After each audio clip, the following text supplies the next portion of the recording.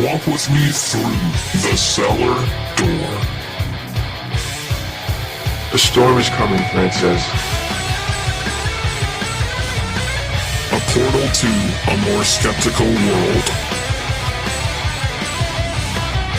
Cellar Door Skeptics begins right now.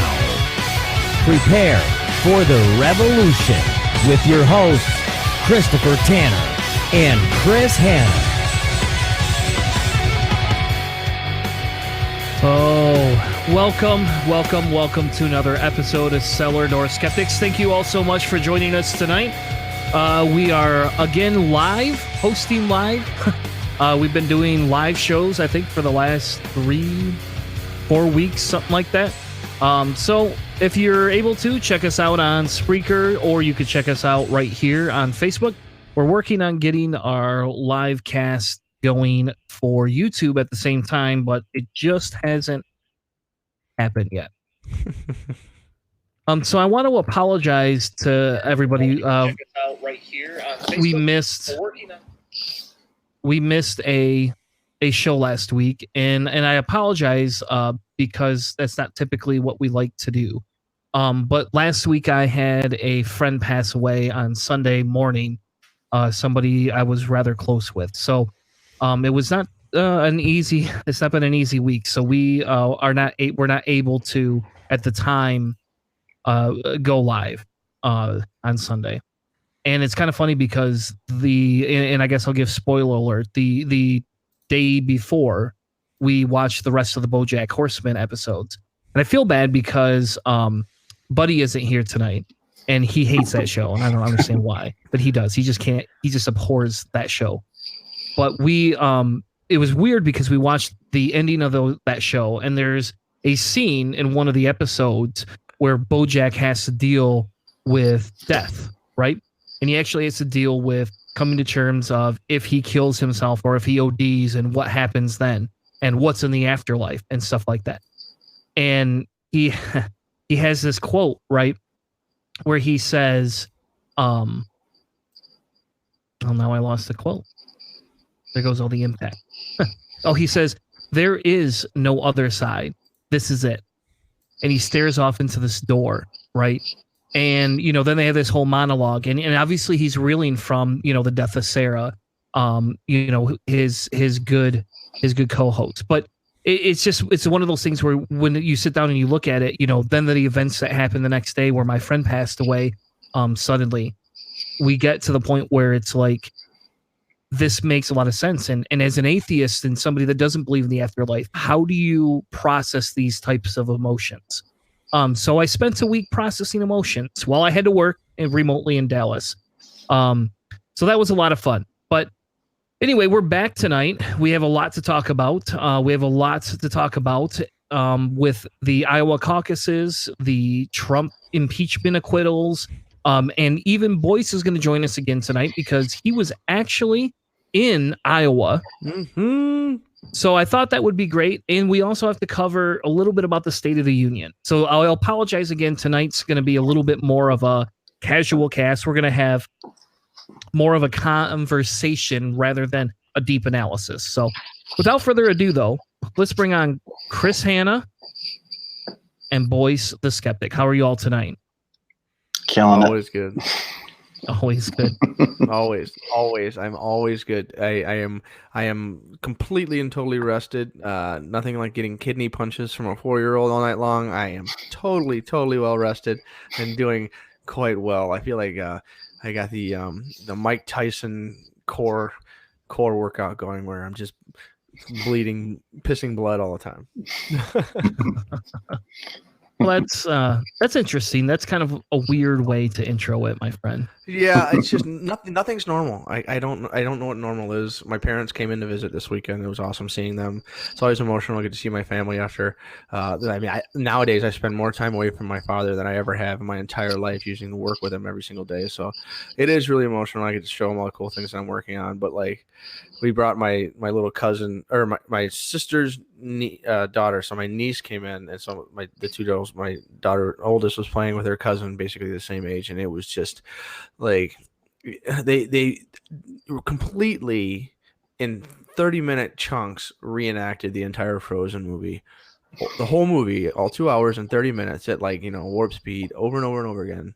And then there was tap dancing involved. I was so confused. I was just kind of hiding from it, but yeah, it's been wild. And then we don't sleep at night because nobody stays in their own beds.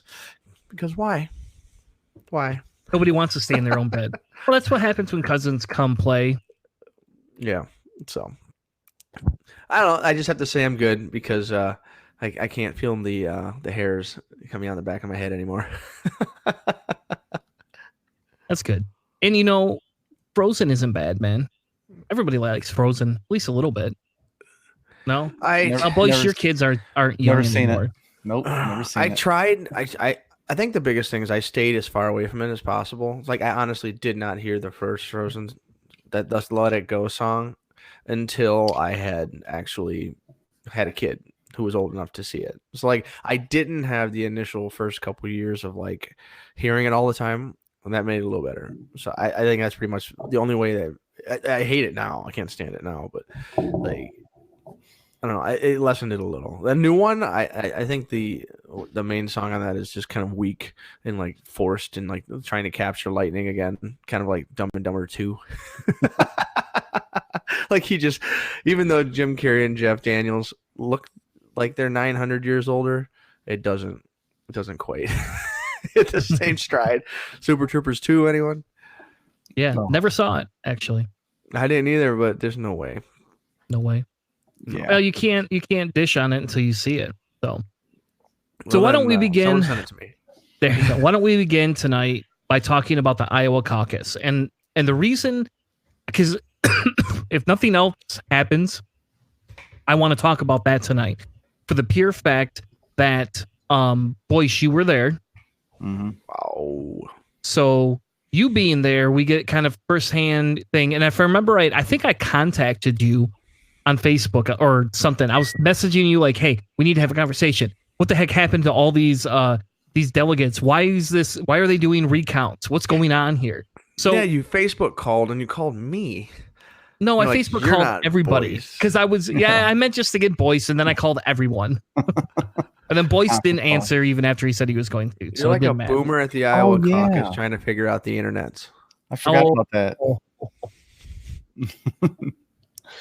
Anyway, so Boyce, tell us about your experience there, and tell us why you were there as well. Well, I was there I was a precinct captain in Clinton, Ohio, or Iowa. Jesus, wrong state. Wrong state. Just as red. But yeah, so I was there as a precinct captain, and I did some canvassing for 3 days first, and knocked on a lot of doors and had a lot of conversations. And the rules changed 3 times that week, which is really sketchy because the DNC just keeps changing the rules. And what I didn't like about it most of all, well, first of all, the DNC changes the rules. Somehow it always benefits the corporate backed Democrats, of course. But then it was more about, well, if you have out of state precinct captains, they left it up to the precinct chair to decide how much they let you participate. And so it's really flimsy, man. So one person who gets to vote at that caucus also gets to decide how much influence or say you have about the process. Because mine let me live stream it until my phone died, but she wouldn't let me interact with once we got people to do the first round, I couldn't interact with them. They're on their own. And that didn't help. So I had 3 people just sitting there kind of going, they're just looking at me. I'm like, I'm sorry, I can't come over there, man. They had a section where we seated off to the corner out of the way and just sat there helplessly while I just watched the Yang people not interact. There's their first time caucus and they didn't know what the hell's going on. Yeah. And that's a really big disadvantage. Plus, they put me in a very, very tough precinct where there's no way in hell I was going to get a delegate there. Because Bernie, I'm going to just show you guys 50 first rounders. Out of 161, 50 were for Bernie the very first round. Just bam. And but the thing is so we had 161 people show up, registered to vote, like signed in as they got there. Only 157 tickets were counted. Yeah, Where'd those 4 people go? Exactly. Yeah. Well, here's the thing. Again, they can't lie about this. This shit is live. I have this shit saved forever on my channel. they go, well, all in favor of moving forward with 161 say yay. Yay. Moved on. I was like, whoa, wait, what? What happened to, Clinton party of 4 over there? Where the fuck these people go? 4 people just disappeared, and it changes the number of delegates. I did the math. It was like 24.1 was the average, the 15% cutoff to make you viable. And then they kept 161. If they would have went down to 157, it could have been 24, and that could have make or break for somebody. It didn't, but it could have. Yeah. One thing that I think some of the rules can be a little bit more tight for someone who's out of state, just because after I think it was Reagan was the first guy to really slam Iowa. He was the first driver, I think, on that one, and people didn't really understand what was going on. And after that, ever since then, they've hammered Iowa because it is the first contest. They used to just kind of be like, Iowa is just a small place, and so that brought all the national media attention in, and as a way to try to keep people from other areas and other places influencing the caucus method, because the caucus method is this big. I mean, it's a rat's nest of insanity. I mean, it really is. Like it's an irregular, unregulated, moving target.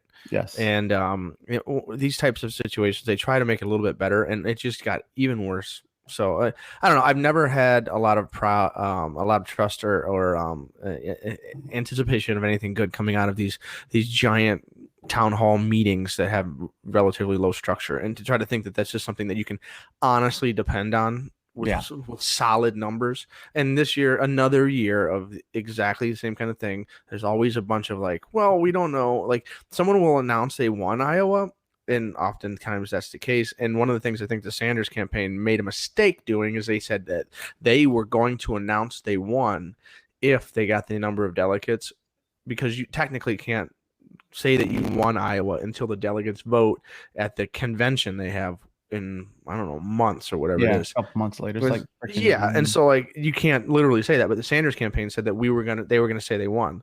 And so that creates momentum, being able to say that you won. So what happened? Like 9 people came out and said they won or whatever. It's just whatever. And I don't know. This is another example of just where you talk about regulating things, and people. This is the state of chaos that is just a natural economic model. just let everyone do what they want. Like that's what people say is great. I personally think regulation and control is better. And that's I think a lot of people would have preferred that. Yeah. Well, and the people there were like not wanting to do caucusing ever again. The lady in charge is like, I hope we never caucus again. I wouldn't. But also I'll let you guys know so again, this is the slight they do. They took all the Bernie supporters and they put them out in the hallway. There's this main room we're all in. They had tables set up everywhere. And here's Bernie's table. They said, Bernie people, go out in the hallway. There's too many of you. There's not enough room for everybody. And I was like, wait, what? What the hell? Why Bernie? Why not Buttigieg? Said that yeah. I was like, why Bernie? Why not Buttigieg and Biden? Take them both out, or Amy, whoever, and Warren. Nope, just Buttigieg. Or I'm sorry, just Sanders. But here's the other thing. Warren had 20 people, which was 5 too few to be viable. They left. They said, we will not help someone else be viable. Oh, there it is. That's the discussions and the speeches were terrible for some people. Yeah, we won't play any audio. I won't steal it. We'll put a link in the description if you want to watch the whole video. But I think it's going to be delayed. I'm eating every resource. Yeah, it's going to bog. But as you guys can see here, there's absolutely zero diversity at all. I know. It's like going to a nursing home. It's what it looks like. In like Ann Arbor. Yeah, it's all fuzzy. Yeah. You're maxing out your RAM, man. Yep. But that's the thing. We had no diversity whatsoever in this demographic and in our precinct, and the ages. I thought I saw somebody who was probably 40 and under, maybe 20 out of 160. That's why Carolinas are going to be so big. Like those are the first states that have like a wide berth of diversity, with the large, the first state that has a large African American community, so like I don't know, we'll see what happens there. But Iowa's important because the media says it's important. Essentially, that's really what it is. Yeah. So It was, that's a different process. I'll be honest, I've never been a part of any of those things. So for me, this is very weird, I guess, to say the nicest way. And so, like, it's interesting, to have somebody that actually was there participating. And then the question becomes, Boyce, and because this is what I wanted to talk about with you on the phone, is what in God's green earth happened? Because all of a sudden, Buttigieg just jumps up. It's like this big thing. And you're like, wait a minute, he's not polling that well. If we're going to talk collusion, and I'm not saying collusion yet, but if we're going to talk about it, to some extent, this feels very weird because there's no way in God's green earth that Buttigieg could just jump that far up. And I don't know, he was like 6-7 points down in the polls before Iowa, wasn't he? I think 6 or 7 points. yeah. Yeah, he was up to 25 as his highest. Yeah, Sanders was up 7 points before everything ran. Mhm. Yeah. And now all of a sudden it's like, hey, look, they're tied. And you're like, oh, that's the irony of this, so I don't know. So tell us a little bit about your thoughts on that. Well, so like in my district, there's 161 people, but there's only 10 delegates. But another district over is 80 people, and it was 15 delegates. So the whole system's kind of goofy. It doesn't really add up. The math isn't consistent. It's not like ratioed any, like for every 10 people there's a delegate or some shit. It's not even close. 161 gives you 10, and another county gives you half as many people and 50% more delegates. What the fuck's up with that? So I think that Pete Buttigieg's camp might have done the math and said, okay, if we concentrate over here, what the fuck ever, we will slam dunk. We'll make the jump we need to make. Because they had 30 offices. 30 offices. I definitely think the Buttigieg campaign spent a little bit more of their total money. Like they really went hard in that first state. Mm-hmm. So all right, and that's fair, but think about it this way. So, and maybe this is the discussion about the popular vote over, some of these caucuses ideas, right?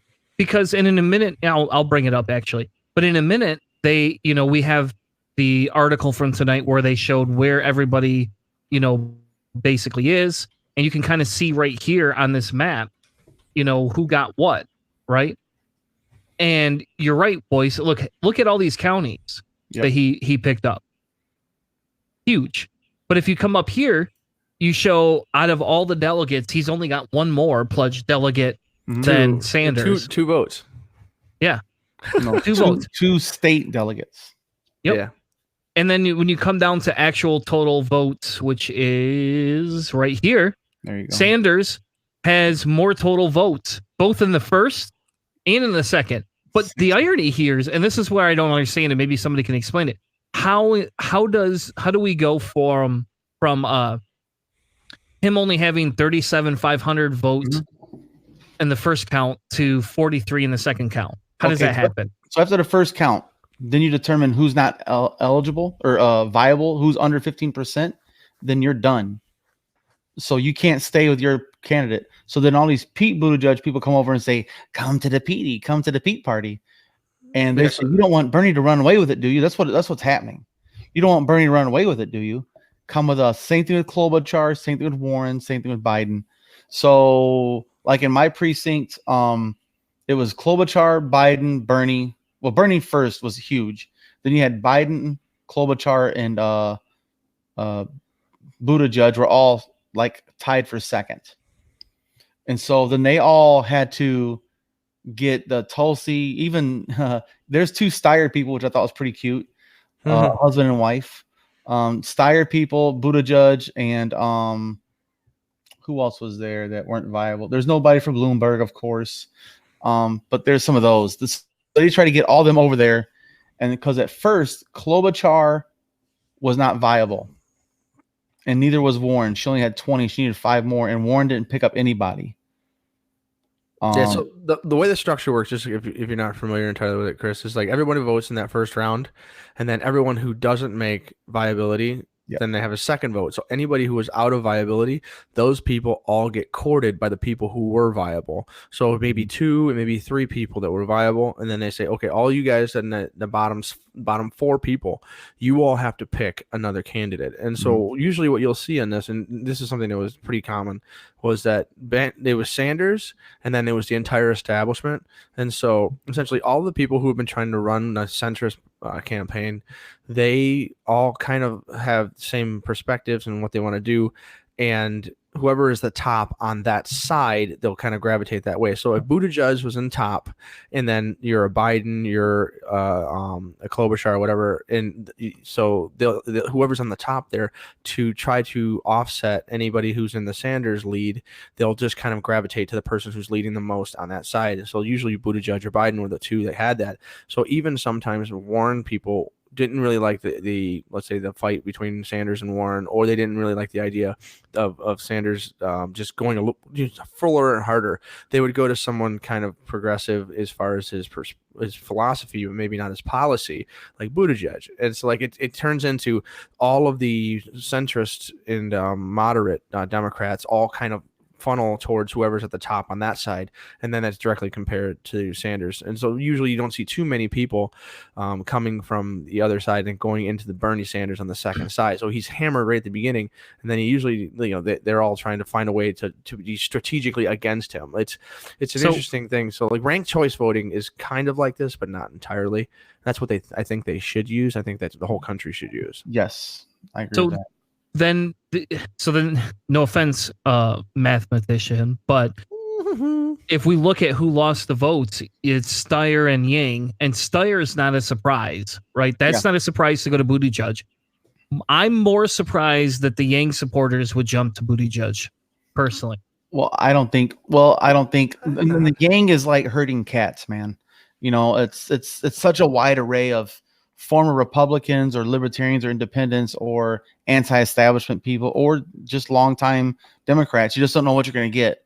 And so like in my place, the people some went to Klobuchar and others went to Biden or Sanders. And so none of them went to Biden or Buttigieg. They went to Warren, Sanders, and Klobuchar. Klobuchar surprised me. I'm like, what the hell?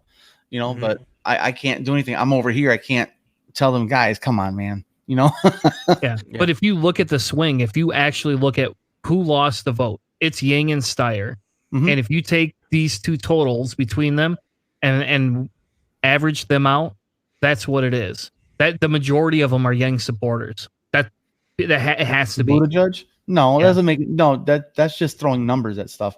There's also the uncommitted people that didn't even fucking do anything. Okay, so hold on. I'm gonna go back to this and I don't mean to pick on Yang, but I'm going to a little bit because this kind of becomes a scare when it comes to having a lot of candidates, like flat out. Like I like Yang personally as an individual, and I'm glad to have a different style of democratic socialism come out, because I think it broadens the spectrum of all the other candidates.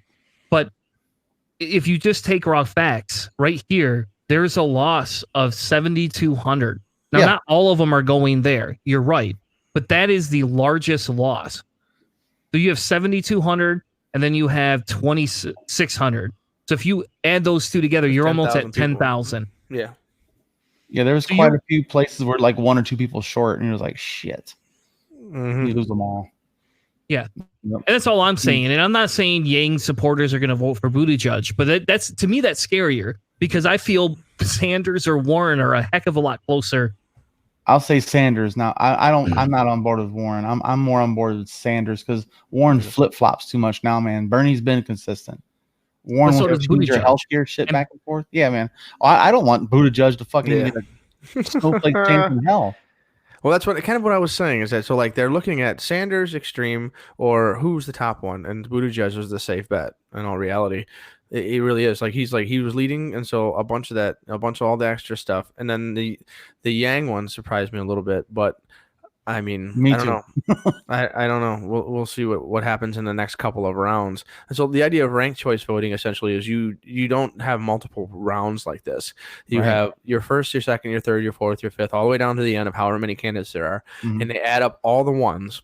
and to see, who voted for the number ones, and then they add up all the who was voted for the number two, and you find the leader in that category, who had the most number threes and leader in that category, and then you run all of those again, essentially mathematically speaking, to find out who had the most positive. And so essentially you could have led all of the number one categories and been in the bottom for everybody else. And so for everybody who voted for you for number one, you could have been the leader. And then for everyone who didn't vote for you, you could have been the ninth candidate, and you would have actually lost. And you would have had the most number ones, but you would have lost the campaign or the election, because it comes down to who has the most positive. And I think that gives a much better, clearer analysis over this the caucus method, which would be really cool, because I don't think it's crazy enough that they would like not like it. You know what I mean? I think they like having that kind of like the layered thing. I bet you they're probably proud of that. And so they wouldn't want to go just a straight voting like Michigan or Ohio do. They want to probably keep something quirky. I think a couple of New England states have done the ranked choice, Massachusetts and Vermont probably, but Maine. Okay. Yep. And like all those kinds of things would be really cool to test out. I would love to see Iowa do something like that, because in the end, what that comes down to is a paper ballot with numbers on it. There's no apps. There's no, are we voting that this is the actual number of people here? Mm-hmm. And that's something else I'll mention is when we were there, the app shut down. As soon as they started trying it, the app shut down. The lady just kind of throws her pin in the air and she goes, "God damn it." And my phone went dead by then. Unfortunately, I'd like to focus then on her face when she sees this shit show coming. So the app fails. Then the backup app fails, which is the other one that was paid for by Pete and the Democratic Party. And then the backup to that is the phone lines, and those fail because they're overwhelmed with 1,680 precincts calling at the same time, roughly, when everything goes to shit. And so nothing was getting through. And the lady just sat there and she just put her hand and she's like, "Oh my God, I'll never do this again." Some IT person is losing their job or should be losing their job today. Or that's all I got to say. Or they got their paycheck. Yeah, or they did exactly what they were supposed to do. They're all right. How far down the Alex Jones tinfoil you want to go? Nope. Especially, I would love to see the analysis as time goes on, because little things get leaked out. What they always say is like a conspiracy theory is great, but only the best way that three people can keep a secret is if two of them are dead. And so if there's any kind of conspiracy, like a real conspiracy, it's so hard to keep it from coming out that, we'll see what Clinton's not in it this time, so there won't be any dead body, right? Isn't that how that works? I mean, if we're going to go down there. Yeah. I sent someone one of those pictures of you have a friend request. Instead of a friend request from Hillary, you have a suicide request from Hillary. Yeah. You have two likely friends and shit. Yeah. Anyway, speaking of awful things, right? Mm-hmm. Let's move on to the State of the Union. Oh. And we don't have to spend a lot of time, I don't think, having a conversation about it. But I thought it would be fun to talk a little bit about the State of the Union. And so I missed it. So I'm just going to openly admit I missed the live cast of it. Right. And so I'm in my, again, this week was not a very good week for me. I drank a lot of alcohol this week, a lot more than my body needs. Next week's the cleanse week, right? Not tonight though, but next week's cleanse week. But I went out and I still went and played board games on Tuesday with some people I met down in Texas, and so I'm out there playing. We don't ever talk politics because I don't want to know their politics, because then I can't play board games with them very easily without like bringing cheap shots up, And it's Texas. In Texas, yeah. It's purple, but it's dangerous still. It is 100% dangerous. And so we, I got back to the hotel about 10 o'clock at night, and I turned on the news and State of the Union. So I flipped a couple channels over and actually found and got to watch the majority of it. So here I am, sitting in my gym shorts and my t-shirt, big glass of Maker's Mark in hand, listening to this. And I'm telling you, it was awful. And I think I was tweeting or I was messaging you all while I was watching it. So you could see the progression of drunkenness. And maybe we should get a Discord, because in Discord, it might, then we can interact with anybody, right? But like, that's just kind of the weird thing. You can actually watch the Succession, how drunk I was, what I was complaining about. And I will tell you, Yeah. seeing Rush Limbaugh get an award, I almost threw my bottle of whiskey at the wall. Like, this close. If I hadn't spent money on it that came out of my pocket, it would have gone to the wall. Because I don't understand how anybody could be given that award. How does anybody just let Trump go, there you go, have this award today, like, I like you? And it doesn't even give him political gain. What does Rush Limbaugh bring him? Rush Limbaugh has steadily lost followers over, I don't know, the course of the last, 5, 6, 7 years at least, if not more. What does he bring Trump? I don't get it. The base Pandering is smaller. 101. Yeah, pandering 101. The base is smaller. Like, we talk about the Republican base getting smaller and smaller, but more fervent. And this is a great example of that. Like, he is hitting all of the points that he wants to hit. When they talk about the things that he gave a gift away to the what was it, like a family that lost, or like a military family. Yeah, the veterans. And so, like, something along those lines, and then adding, a Fox News, or essentially Rush Limbaugh is inherently responsible for the ruling or the decision change in media in this country to that started Fox News. Like, it is Rush Limbaugh and an AM conservative radio is the reason we stopped using the fairness doctrine, which basically required people like Rush Limbaugh through the standards of practices to, if he said that that Sandy Hook was a farce and a fake hoax, if he said it was, then he would also have to say that, and these people think it's not a hoax, and these are the reasons why they think it's not a hoax. And everybody was kind of held by those kinds of standards. Like, whatever you say, you also have to put out the opposing perspective.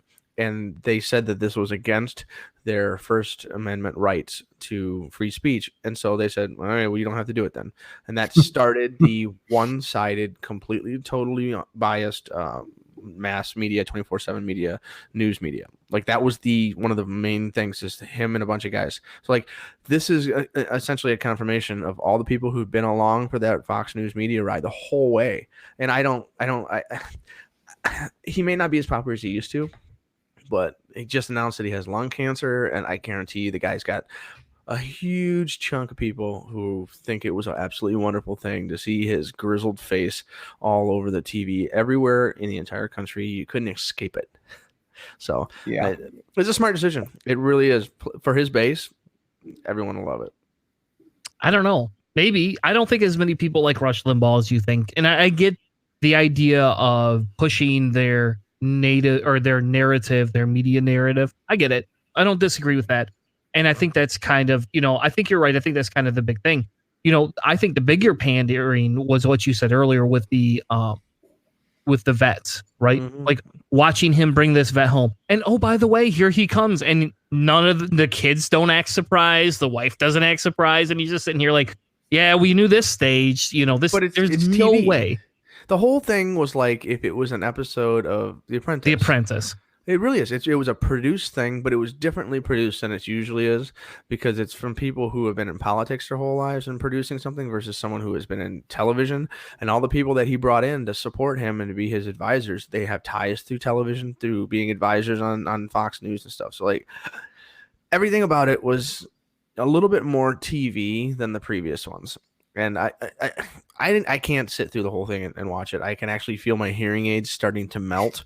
So I just kind of, I bits and pieces, and I like to do what I do the every morning when I turn on the Sports Center Top 10, and you get your highlights and then you move on with your day. That's kind of how I treat the State of the Union, because of all the fact checking issues and all that kind of stuff. And it's just he is one of the least literate and least I can't really tell what bugs me more. It's just the way he speaks, the lack of punctuation. Like, he's reading a sentence for the first time and he doesn't know how it's going to go until he gets to the end of it. And he loves to end a sentence with a whisper. So it's like, Yeah. we got to go here. We're going to get away. And then we're going to find our way out. Like, it's always the same cadence. And Barack Obama had one where he was just kind of like, looked like he was thinking about whether or not he was going to say anything. He had such long pauses. But his language was much tighter and much cleaner and much stronger. Bill Clinton was a king of it. W loves strategery, and this guy. But Trump is just, it's like listening to someone that has been drinking all day, and now they have to give a speech. Like it's just there are bits and pieces where you're just like, is that a fully cognizant, capable mind that's doing this? But it's all peacocking. I've never really liked the State of the Union because it is peacocking. Like one side stands up, and then the other side sits down and grumbles. And then in this case, the leader of the other side tore up the paper, and everybody was like, oh. And I was like, and then the clap a few years ago. Like, it's just if we skip the State of the Union, it would not affect anything. You know what I mean? Like, nope. If it had a point, if it had a purpose, like the president is laying out what we're going to be doing. But if you just didn't have a State of the Union, it would affect nothing. Mm-mm. And like I kind of find myself looking at Occam's razor, seeing things that are essentially useless and frivolous and pointless. In the end, really, they're just pandering. Then we don't need it anymore. You can use the razor and cut it away. We'll look for a simpler, more pointful or driven. Well, I will say this. Andrew Yang said he wants to be the first president to use a PowerPoint grid display for the State of the Union. Say, okay, here's our unemployment rates. Look at it. There it is. Here's our suicide rates. Here's our overdose rates. This is how we're doing. The day I took office, this is where it is. And if it goes up, hey, guys, it's going up. What the fuck? We got to do something about it. If it goes down, good job. Keep it up. He wants to do an actual PowerPoint, which I think would be much more productive than, in the end of the day, I am the child king. Like you said, I was actually thinking about this. Like a Sanders State of the Union would just be exhausting. You'd be just tired at the end of it because he'd be like the whole time, and so like you'd be like, this guy's 800 years old and he is just yelling for like 3 hours. So like I don't really know exactly what it would be. A Warren one would be exhausting as well. She would run to the podium. Let me grab a beer first. Boy. Anyway, so I think I get your point, and really we don't have to spend that much time having this conversation, honestly. Yeah. I think one of the big wins was the Democratic response came from Gretchen Whitmer. So I don't know if anybody watched. I saw probably the last 10 minutes. It was awesome. I don't really like her, but it was really good. It was really surprising. Yeah, so I was excited by that. It would be better if we would have had Abdul in there, but hey, you know what? I'm still excited for that she was the one selected. It was Abdul Saeed, right? Yeah. Yes. Yeah. He just recently came out saying that he endorsed Bernie Sanders. It's pretty cool. Yeah, I like that guy. But if you look at some of so they had the comeback. I think we all know that's a bunch of BS. It dipping for 1 year. When you see a trend of it always doing that isn't that big of a deal. So we move on. I don't know, the women's unemployment, rate, it's kind of like he's saying it's the lowest, but he's not taking into account any other statistics, right? I mean, I try to think of like something that they haven't, that the administration has enacted since they've been in office. Like any bill that I've seen, anything that Mitch McConnell's put out, like what of those things directly connected to gender and equality and wage gaps and jobs? Like, it's just it's a coincidence of the market, or maybe things that have been going on for the last 8 years prior that would have kind of driven towards that. It's so hard to like predict those kinds of things, and I honestly haven't seen a lot of legislation that would say that, oh, this is going to be a result of like the tax bill. How is that going to do anything? So I haven't seen anything that would.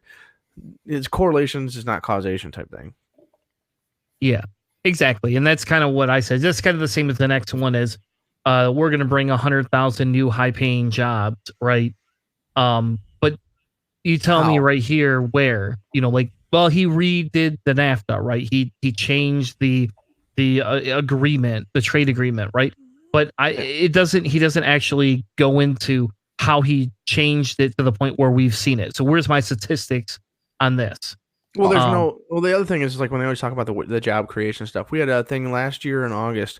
It was they said they made 160,000 jobs in August. It was a good month or whatever, exactly as expected. But they lost 85,000 high paying jobs, engineering jobs, administrative jobs, skilled jobs, high skilled jobs. They lost all of those, and they said, well, we made 160,000, $9 an hour jobs. Wow, there's a big boost to the American middle class, right? So like those kinds of numbers, the new NAFTA trade agreement thing, it's just going to be some changes on IP and IT and all that kind of stuff.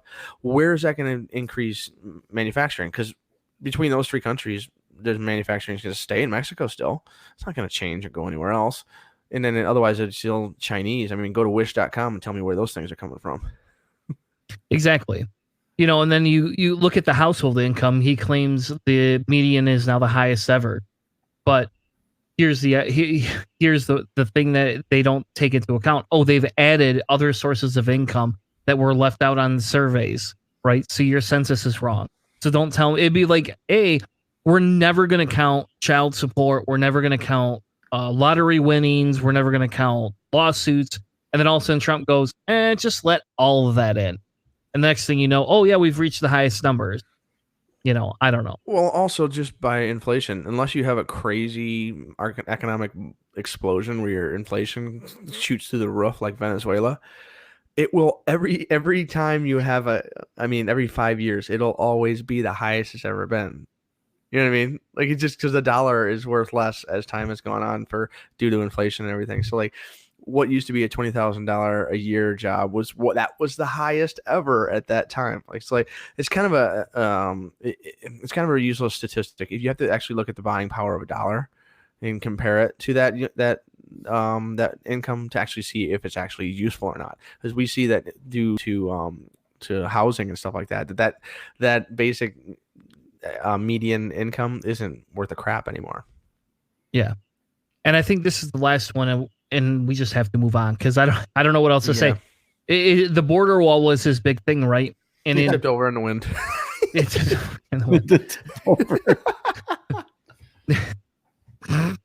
an act of. There you go. Where's my wah wah? Mm-hmm. Wah, wah, wow. I don't know. I don't have a wah wah, I guess. Anyway, he claims that they've now completed over 100 miles. They have actually not completed 100 miles. They have completed less than 100 miles, but most of the stuff that they have completed is just reinforcing barriers, and everything else is secondary barriers. So they've made less than 3 miles of new fence total out of 3,000. 1% of 1%.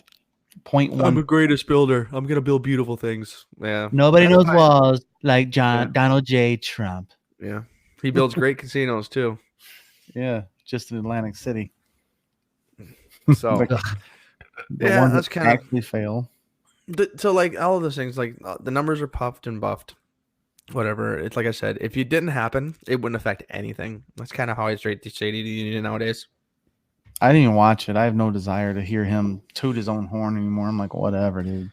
It hurts, but I have to subject myself to the pains to remind myself why I vote.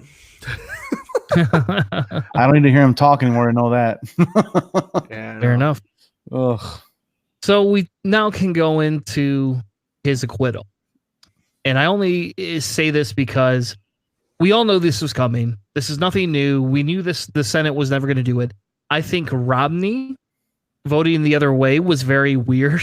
And off the charts different. Like he must want to get out of politics, because why else would you do this? It's like, this is political suicide for him. Yeah. I guarantee you, if a Democrat wins in this election, he will run for president against that Democrat. He could be. And you know what? This is definitely him going centrist. I guarantee it. And as long as he doesn't run as a Democrat, more power to him, I guess. But he's got his magic underwear. He will always be a Republican. Oh, you're killing me with that. The magic underwear. Yeah, that Mormon special T-shirt and shorts that keep you safe from the devil. Yeah.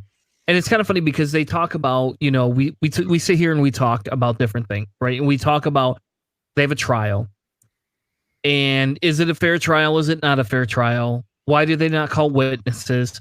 It seems very silly to me that we would have a trial without witnesses, especially if you're innocent, because I could tell you right now, if I accuse you of murder and Boyce is like, oh, I didn't do that. Even if you had money, you would still go to trial. Mm-hmm. So it's a different kind of trial when it comes to the political end of these things. So like a political trial does not have a requirement for beyond a reasonable doubt. Mm-hmm. And then on top of that, if you look at, so the argument that the Republicans made, and this is a valid argument in my opinion, is that the House was supposed to have done all of the witnessing, and they should have done it.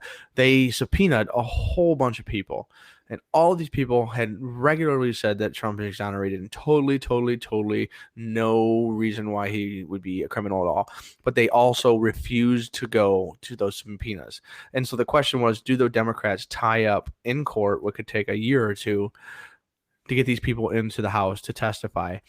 The whole point of the impeachment is to actually affect the next election. I don't care what anybody says about, well, they're trying to find the truth. No, it is to find to affect the next election. They want to actually have this huge, mark against Trump, which would make this campaign really easy for the next election. And what they decided to do was they got witness testimony from everyone who would show up, and all these people were fired this week.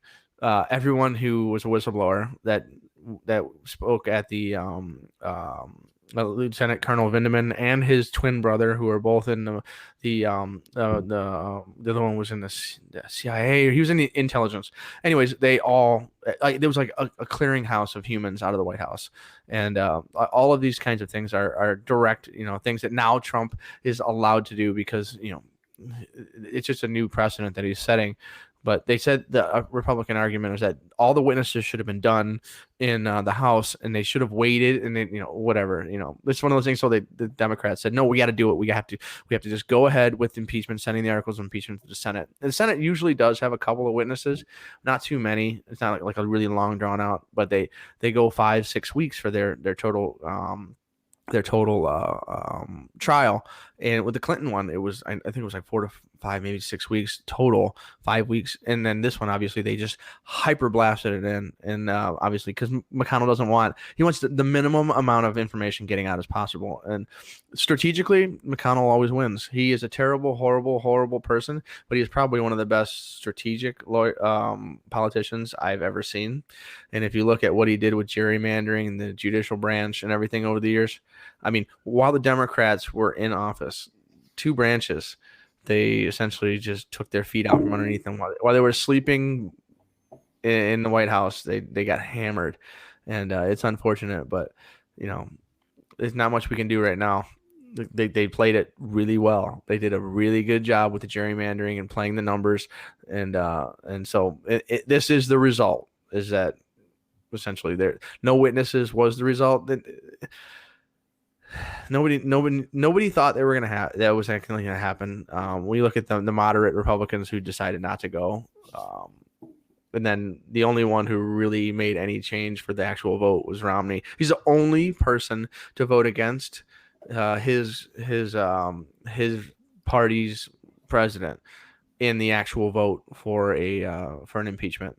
For removal from office ever. So like the only time a Democrat would have voted to remove the Democratic president or Republican to remove a Republican president. Like he's the only one to ever do it after the entire thing. So like with Nixon, they would have removed him because his party wouldn't have supported him. And so he resigned because they were told him like, listen, we got the votes. We're actually going to remove you. Either you resign or be just totally shut down in public. And so that was the decision he made. So this case, it came down to 2 votes, which was really surprising to me, but I thought it was close. It's closer than I thought it would be. The boys, somewhat on your side. It's did you? Big waste of time is all it was. All it did is give him more clout, more a higher podium to stand on and say, I told you. Now he has this false bravado that's being backed up by, I told you. They just wasted 3 years of taxpayers' money I mean, the Republicans won. Period. Nancy Pelosi's a fucking moron. Schumer, dumbass. Goodbye. All of them. Just fucking term limits, please. Let's go. This shows you why term limits is a good idea to me. Get these fucking mules out of here. Same old shit, man. We knew the score of the game before it started. You know, it's like watching a 0-0 tie of fucking hockey. God damn it! You know it's going to be a 0-0. I would say it's probably closer to European football. I don't know. Hockey can have some entertainment. Like they have a shootout at the end. We had some entertainment. Like soccer does too, but even the shootout takes 3 hours. But yeah, I guess I mean we knew it was going to happen, and it's one of the things that the strategery involved, whether or not the Democrats actually gained any kind of like would the base have been happy if the Democrats just never tried to do anything at all and just concentrated on legislation, or was it better that they did what they did? I don't know. We'll see what happens in the end here. There's a lot of people, majority of people polled in the country actually were supporting of impeachment, and then towards the end we're actually supporting removal. And so I mean I don't really know what the better thing was here, and like we'll talk about this actually in a little bit about the cognitive human decision making that could tie into kind of how some of these things work. But well, I'll say this: morally it was the right thing to do, legally, constitutionally it was the right thing to do, but politically it's a fucking disaster. That's all I'm saying. It's just a disaster. Yeah. And I think I would agree with you on that. That's kind of the weird thing about this is we all knew what was going to happen. There's no surprise. I guess Romney's a little bit of a surprise, but for the most part, there's no surprise in this. I don't know. I think I agree with you, Boyce. I think that morally it was the right thing to do. But yeah, I think it's going to have a negative impact on the election. And I think the difference is, and I don't know about this, but we need to go back and see, what did Sanders say about this? What did Warren say about this? What did Yang say about this? Because every one of those statements will come back to bite them in the ass. Well, I know what Andrew Yang said first and foremost. I was there when he said it. Like I heard him say it 100 times. Is it's the right thing to do, but it's going to be politically a failure, and it's going to increase the odds of Trump winning the election in 2020. And that's where I got the phrase from. He goes, "It's like watching a baseball game. We know the score. It's just going to go. It's just a waste of time. We could be passing legislation." Yeah. Yep. So if the American people were logical people whose opinions could be changed, if they were rational people whose opinions could be changed on the basis of evidence alone, like we really talk about in the non-believer community, is that by having information come out, so the entirety of all the people who were witnesses in higher up positions throughout the entire House impeachment process, all of that information that we would not have heard if they didn't do that process. I personally think that the information that came out was amazing, and it will forever create a record that regardless of whether or not this is a good decision or bad decision politically, it makes it a good decision to do this entire thing for the information of the American people, that a lot of this stuff became non blackout, non-censored or whatever level of security that they wanted, that it would have been hidden under. It's like there's more information that came out, and in the long scope of things in 2020 history, I think it will be the better thing, whether or not we win the next election or not. I honestly do think that on the long run, this was a smart thing to do, because I learned a whole bunch of stuff about really specific things that the Trump administration was trying to do that I don't think we would have known if they didn't do this process. And I personally think more information is always better. Except for this time, more information isn't going to change your opinion. It just reconfirms your bias. It could be. Yeah. You started that sentence off with the word "if," and it just fell apart from there. If Americans had rational thought, well, if we were, the kind of people that could be making decisions expectedly. Yeah, fair enough. For the science segment, I don't know, is that a new candy or whatever? Segment this week. Hannah wanted to talk about quantum cognition. Yeah. So quantum cognition, essentially, imagine, there's cognition. So like, if this, then this, the way human beings should make a decision. So if I do this, I will get this result back. When you see like rats in a box pushing a lever, a treat comes out. Like there's a very linear understanding of what should happen. And the quantum theory, we always been told, like Schrodinger's cat, right? That inside the box, with a 50-50 chance of that cat being alive or dead, you have to say that that cat is both alive and dead until you open the box and actually measure the result, and if there is a living or dead cat inside that box. And so according to quantum mechanics, everything is based on probability. There's a lot of uncertainty. Heisenberg's uncertainty principle basically states that an electron cannot be specifically, you cannot know exactly where it's at and how fast it's moving at the same time. So the more that you know where the electron is, the less you know about how fast it's moving. And it's a scale that brings, so like the more that you know how fast it's moving, the less you know where it's at. Those kinds of uncertainty principles are things that are new fundamental rules into the laws of the universe and part of the standard model.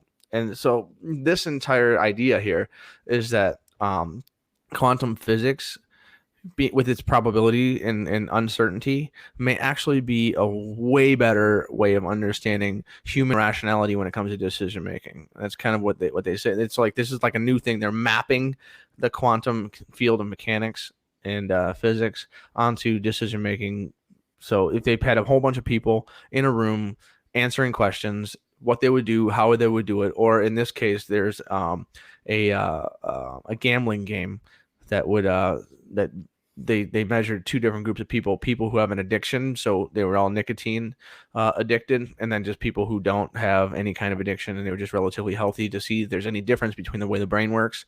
And they didn't really find too much difference there, aside from the things that they already know happens to the brain when it has an addiction present.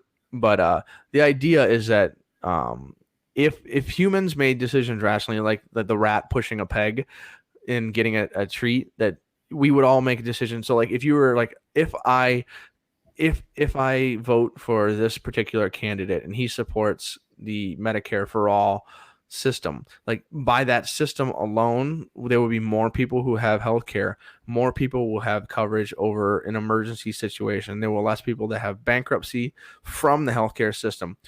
That would be like a logical step. And so the question is, why would you not go along with something like that? Like if so, taking away all the gray area, like let's say that was just an if and then situation, that humans would make that decision without question. That's just a logical ending to that. But belief comes into it, and whether or not you believe a lot of the things that, when it says like people should have free healthcare, or they not essentially free healthcare, they should have state funded healthcare or whatever. If you believe something to be fundamentally problematic, then that will actually influence whether or not you make the decision that is provably better for more people in the long run. And so like what they call that is the irrationality of decision making. And the economist Richard Thaler won the Nobel Prize in economics in 2017 for it, since they couldn't figure out why people would make really bad decisions. So like, do you guys both have 401k programs that automatically deduct? Mm-hmm. Yes. So did you have that beforehand where you would like elect to put it in to deduct, or was it just when you started the job it automatically started doing that?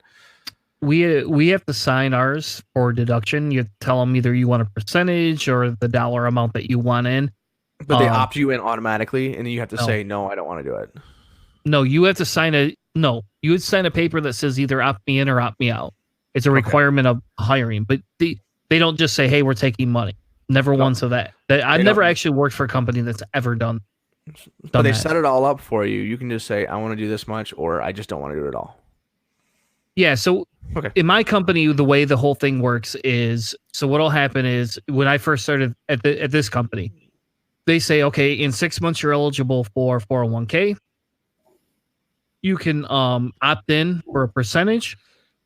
And we'll match up to 50% of it or something like that. Kind of, yeah. Our company's not as generous.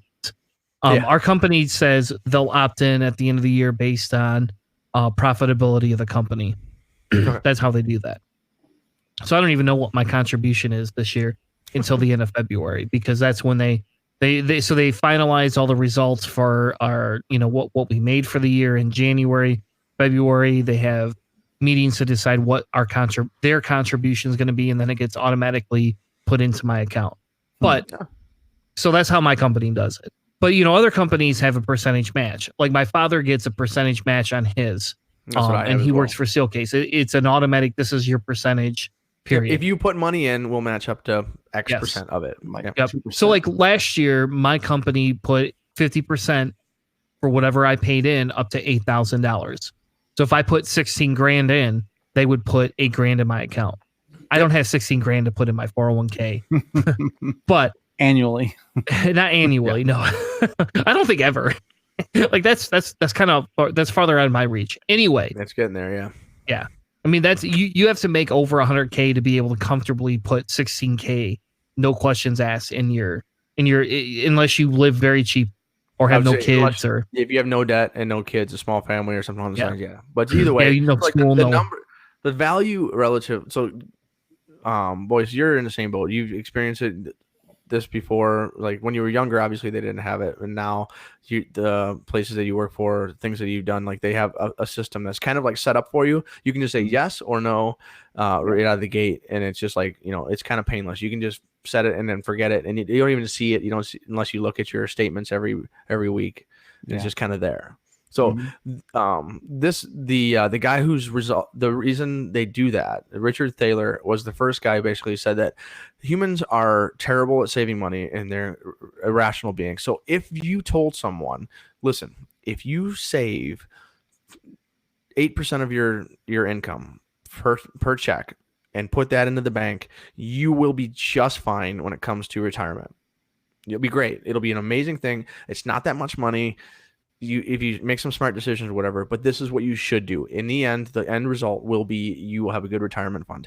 Humans will not inherently make that decision very easily. Oftentimes they won't make it at all. They just say, no, I'll do it another time. I'll do it later. I'll save money. They're just terrible at it, even though it is probably one of the most important things you can do when it comes to money and planning for the future and all that kind of stuff. They're just bad at it. So this guy said that since we're so irrational, that if you take the decision-making process and make it so that, hey, it's already set up, you don't need to start requiring whatever, you just pick a number, say, listen, what his argument was that you should literally just set them up. Hey, we're taking 8% of your paycheck and putting it into a 401k. You can opt for a lower number or for no money at all, but you have to opt out. You're automatically in some kind of retirement program. And they found that the number of people who would do those kinds of programs went from like 40, 50, 60 to like 90, 95% by taking that decision out. Though he's the first guy that kind of talked about that kind of thing. It's like the decision-making process that humans do, they don't always go where the economics are, which is like the perfect situation. So I'm going to ask a question, because I get that. And I don't disagree to some extent that, hey, if you just said, hey, I'm going to take this percentage, you can lower it. But what do you do with people that can't afford to donate that much money? I mean, that just seems like BS to me. Well, they would opt out. But no, what he's saying is that it's not so much like the situation in people's life is good. What he's saying is that if you look at it economically, so this is just a spreadsheet, a mathematical spreadsheet. If you're trying to get people to save the most money and the most number of people to start saving for retirement, a bunch of them who do have the money, who are able to do it, would not do it unless you opted them in automatically. Then they would. And so what it is that people who have the ability and have the finances and have the capability to start saving for retirement won't unless you basically kind of hand it to them, and then they'll start doing it. The whole idea is that people who do have the ability to save money won't unless you kind of help them. And then so essentially it's an irrational decision to make a bad financial decision, which essentially could hurt you in the long run if you don't use that money for something else. And so this argument, and what he won the Nobel Prize for, is that human behavior isn't rational. Like the original economic theory, behavioral economics, it didn't exist until he pretty much started it. And what it always thought was like they would always do the right thing.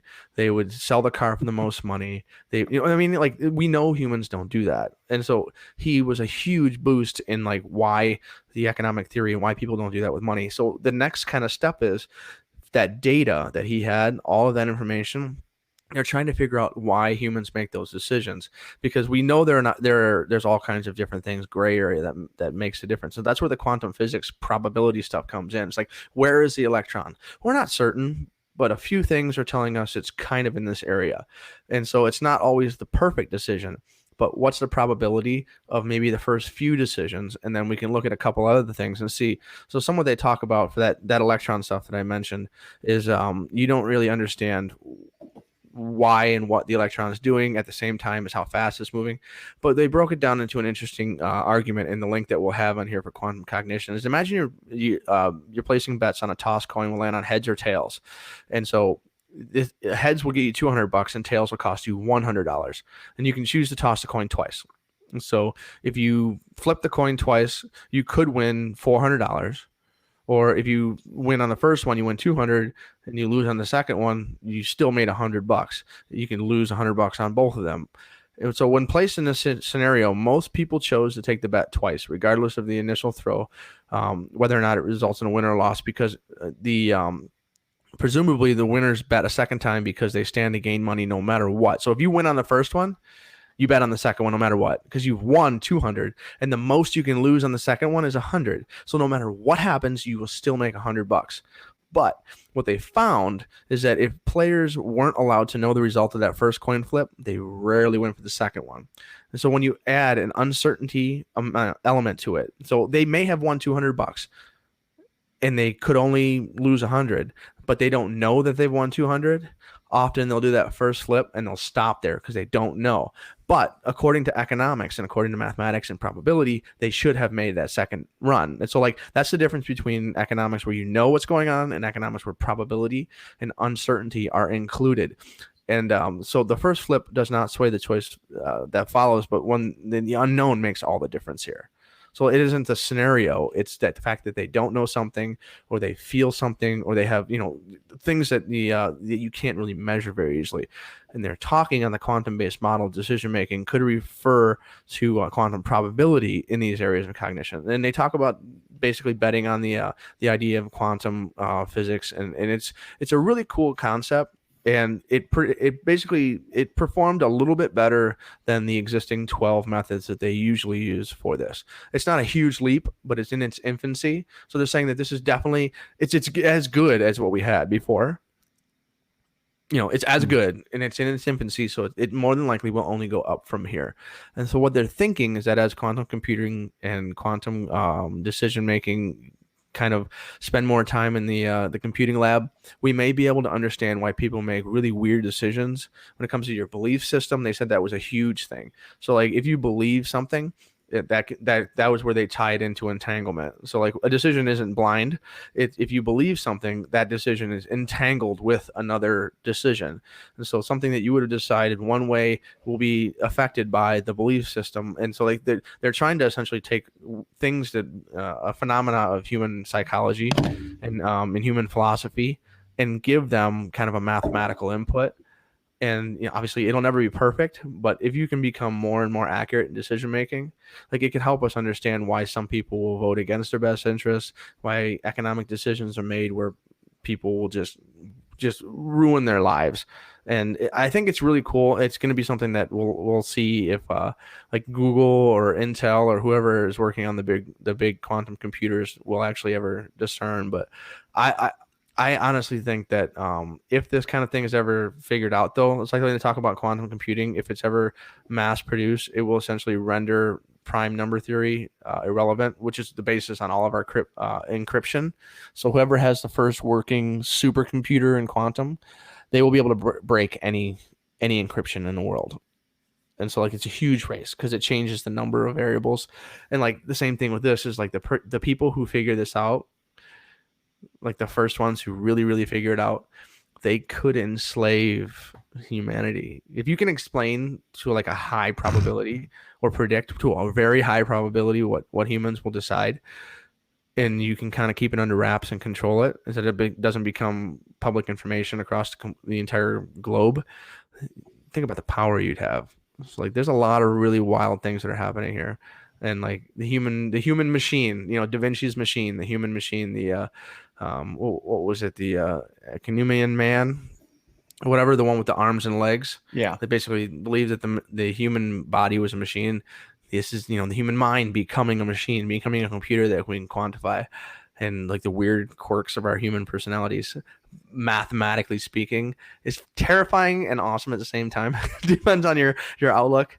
But I don't know. I really found this to be a cool article. I included the actual Nature link to the study used to kind of explain it, and they you can read the whole thing, and it's complicated, but like the abstract is pretty understandable, and so but you can actually access the actual article, which I find usually really rare. So it was pretty cool. It's awesome.